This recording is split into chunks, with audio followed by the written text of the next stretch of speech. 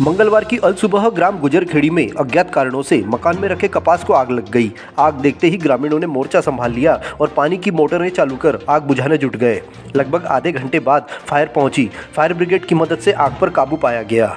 मिली जानकारी के अनुसार जलाराम वार्ड निवासी परमानंद उर्फ बबलू पिता खुशहाल चंद नशीने का गाँव में मकान है। इसके ऊपरी तल पर कमरों में लगभग 135 क्विंटल कपास रखा हुआ था। सुबह गाँव वालों को धुआं उठता दिखाई दिया, जिसके बाद पानी की टंकी और कुएं की मोटरें शुरू कर आग बुझाने लोग दौड़ पड़े। अजून बघा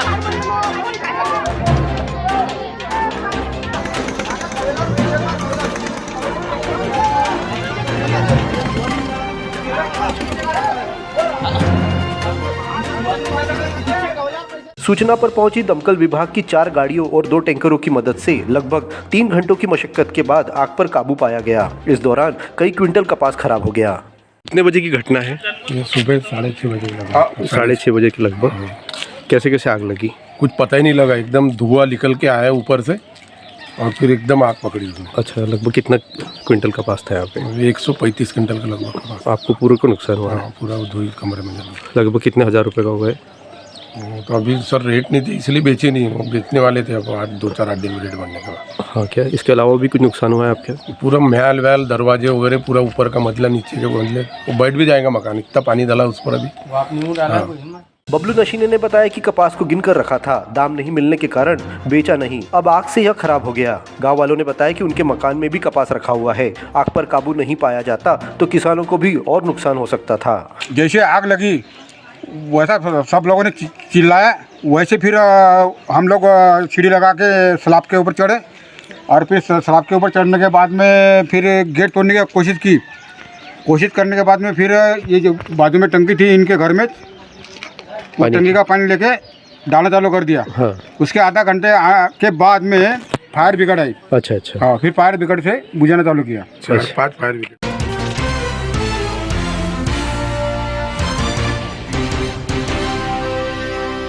काराघाट कामठी लीलाही पीपल पानी क्षेत्र में बारिश से हुए नुकसान का सर्वे करने की मांग को लेकर किसान कलेक्टर कार्यालय पहुंचे।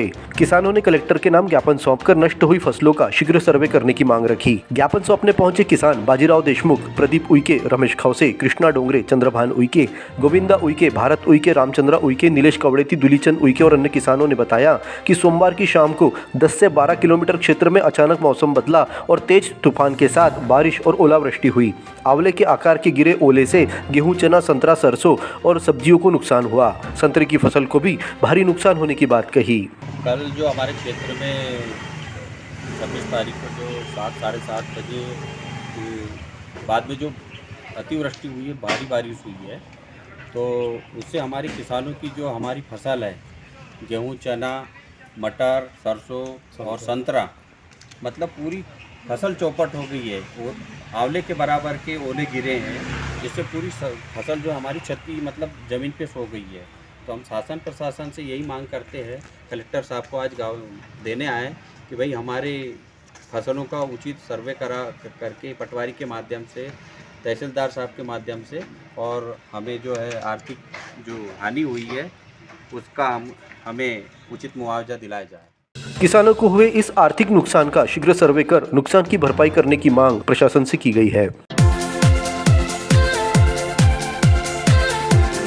भारत केबल नेटवर्क, आपकी सुविधा हमारा समाधान।